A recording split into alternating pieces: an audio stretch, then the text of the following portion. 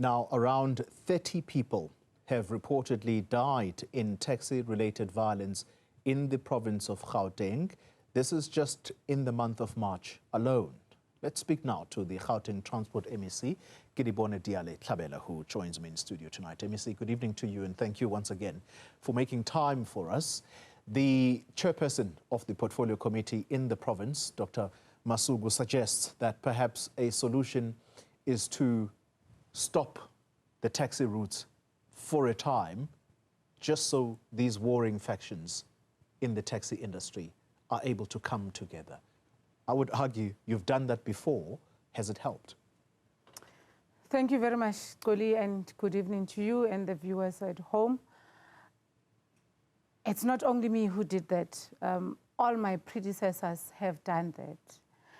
And I must say that every time there's that intention to close the taxi ranks, they all rush to the table and want to speak. And this morning we met with the women in the industry who are in the industry forced by these killings. Not that it was their choice to participate in the business. They are participating because their husbands were killed. And we had this consultation with them today just to, one, as part of being a product of women's struggles themselves. This is one complex issue. I always say it's complex because you don't know who's killing people. And no one has been arrested ever since this started in our province. So one of the things that worries us is that, and you'll remember last time when I was here, that we have constituted a committee that looks into all issues relating to operating licenses, dispute on routes, conflicts, and many other issues that the industry is faced with. And we have called for calm. We're sitting every Friday from 6 o'clock in the morning. It's a whole lot of issues. And fortunate for us, we're unearthing a whole lot of things. If you listen to them, they hide behind saying there's duplication of permits, and that's what we are attending to. Yeah. And they all know, and they all participate through their leadership in that crisis committee that we are dealing with. And what surprises us is that since January to date, 59 people died. Sure. And they die being killed as part of conflicts in the taxi industry. So if it's true that it's about duplication of routes, if it's true it's about permits, why do you continue killing each other when you know very well and participate in the resolution of the challenges that the industry is faced with? Yeah. And that's why today we had to call the mothers that have experienced it, the mothers that are participating in the industry, to say, how do we resolve this matter moving forward? Because closing ranks will affect them as mothers. Yeah. And I must say, it was very an emotional meeting ever since I've been in this portfolio, where we all cried and where we said, enough is enough. The agreement we have is to close the ranks, and not only close them for a week or 2 weeks, but to close them for 6 months and make sure that we come to the end of this. Okay. And this is not only in Wata and Nondu. As I talk to you now, there's killings in Mawiga, northern part of Tshwane. There's killings in Zonke, in Ekurhuleni. There's killings in the West Rand. Yeah. And all this is masqueraded. When you ask, they masquerade it under the pretext that it's about disputes on the routes, but it's not. And this we have on good authority, because they kill each other because of power. They kill each other because of imalie baguette. That is what is killing our people. And we've called on law enforcement to assist us with this. There's Prof joins on the matter that sits twice in a month on Fridays with law enforcement agencies to assist us unpack the issue and do something about it. Yeah. What is surprising to us, no one gets arrested. The killings are continuing and no one gets arrested. And we've called on to the industry. Just before I come here, we were on the call with the provincial leadership, and immediately after our call, they met with all their regions and other associations to talk about the stance we are taking from tomorrow to do consultations on the intent to institute Section 9.1 of the NLTA Act. Okay. And we do not have a choice, Goli. All right, MEC. They've pushed us to the edge. So 3 things that you have said. A 6-month closure of ranks. The other one being that you are unearthing a lot of things, and you've said that this is now about power and money for ipagete. You'll explain what that is. And then the third one, the non-arrest of people that commit these crimes. Let's deal with the first one, the 6-month closure. Is that a firm decision that you are taking now? If so, when does it start? So what happens and what the acts allow us to is to pronounce the intention. And after you pronounce the intention, then you engage in consultations with the affected parties, which are the associations themselves. And like I say, it's not only in Water and Nondue, it's happening in Zonke. And then you do consultation with the affected, meaning those associations, to discuss your intention and for them to understand where you are finding yourself at as an MEC. Right. And they know that. And that's why immediately we called them to say, by the way, we have met with all the provincial structures of women who are really affected. Yeah. And in speaking to them as the provincial leadership, they went back to speak to their regional leadership and the whole component, and they have requested a meeting on Friday. We've been doing this. It's a yo-yo. It's a back and forth. Every time you tell them this is my intention, they come quickly to the table to say, no, we'll resolve it. We are willing to participate. Look, okay. We are going to consult. We are going to follow the process to the latter, but this must happen. I agree with the Portfolio Committee on Community Safety. It cannot continue as business as usual. It's people. You know, if they were killing themselves amongst themselves, it was better. But then they kill ordinary citizens in the process, and we shouldn't allow people to die. 59 lives is a lot, Goli. Indeed.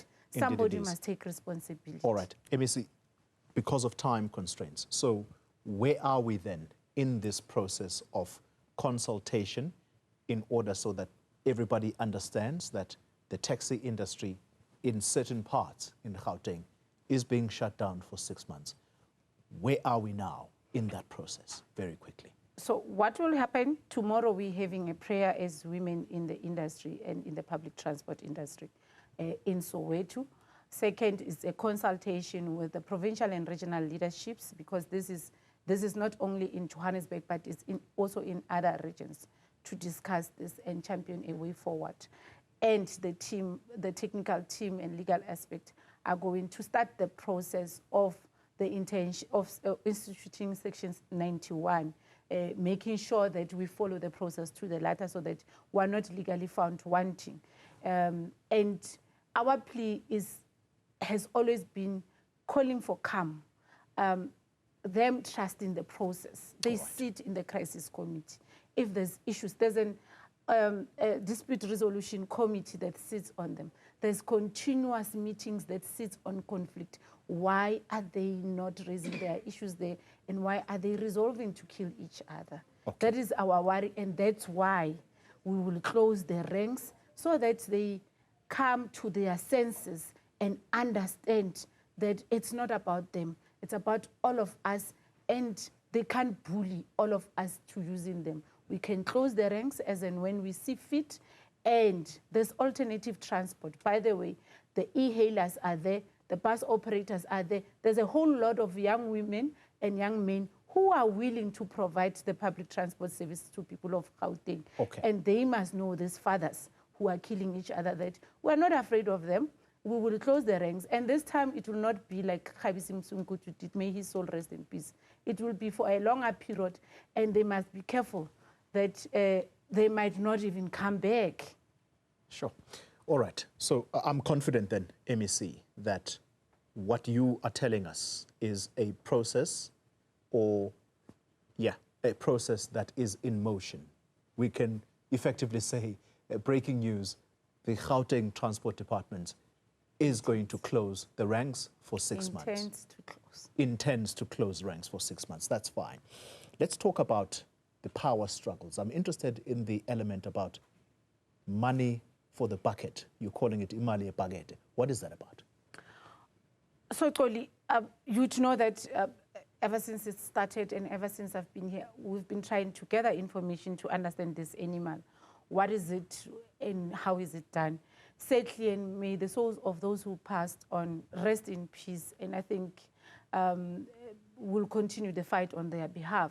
There's one mother that was killed in the West Rand, who was a deputy chair, and apparently they wanted her to be chair, and she refused on the basis that she doesn't want to be the chair to continue doing the wrong things they do. And the reason I would always want to consult with the mothers and the sisters that participate in the industry is because of what they go through themselves, the bullying that is there, the harassment that is there, the wrong things that happens in the industry itself. And unanimously, there's an agreement.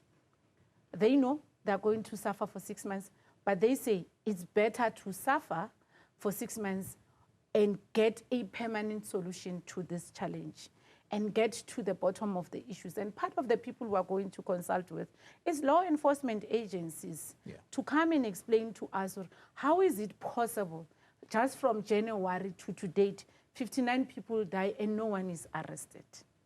And imali ebhakede, there's allegations. It's the one that is paying the squads. There's an allegation that the very same securities are the ones that kill people on the ground. And this is information that operators, genuine operators, say, MEC, we have raised this with all the law enforcement agencies. We've given them information, but nothing happens. All right, let me stop you, MEC, just so I understand and the viewer understands. Imali ebhakede, it's essentially money that gets collected in order to pay some protection squad. But this protection squad is the same group of people that are used to assassinate others. Is that what you're saying? So it is alleged. Wow.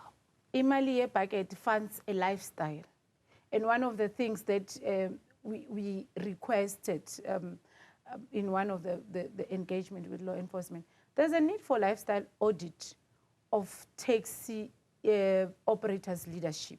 Owners. Owners. I mean, these are people who move around with around 30 security guards, more than what the president has. When you meet with them, there'll be guns everywhere, people, bodyguards, and everything else. And the ordinary members that are in the business to feed their families will tell you, MEC, and this is the money that we don't even deposit in the bank. This is the money we give a man we see every day to his pocket for him to go buy an expensive car and come to the very same taxi rank where we are working hard for our children and flaunt his riches and knowing very well that that is our money. So it's bigger than the dispute about the routes. It's so big, and that's why we have elevated the matter, and we are saying to law enforcement, please come on board and assist us. Yes, we'll close the ranks, but we'll close the ranks until when? Khabisi did it, Vadi did it, Mama Bulu did it, I did it. So we close, and then there's come for 6 months. After 6 months, the same thing happens again. Okay. And I'm glad that today they could hear that, and they hear that the outcomes of the meeting of women. And I'm glad that now they are willing to even isolate each other, to say, don't close, because we affirm closing your must happen, whether they like or not. So the intention, the consultation is for us to follow the process to the latter and for them to commit to assist us. If they are not participating in the killing, they must surely be able to be accountable as leaders in the industry and to help us isolate these elements that are killing people. I honestly believe that they've pushed us. We've been lenient, trying to make sure that we help them realize that we don't resolve issues with a bullet, but we can all come to the table. And our surprise is they know every Friday, 6 o'clock in the morning, they themselves are in those meetings. We deal issue by issue and together. And we are getting somewhere, let me tell you. We are getting somewhere. And amongst others, we have now are in the process of automating the operating license regime. Everything is up to scratch now. We're ready to roll it out. Secondly, we have put together a team to resolve issues as and when there are conflicts. But they don't go there.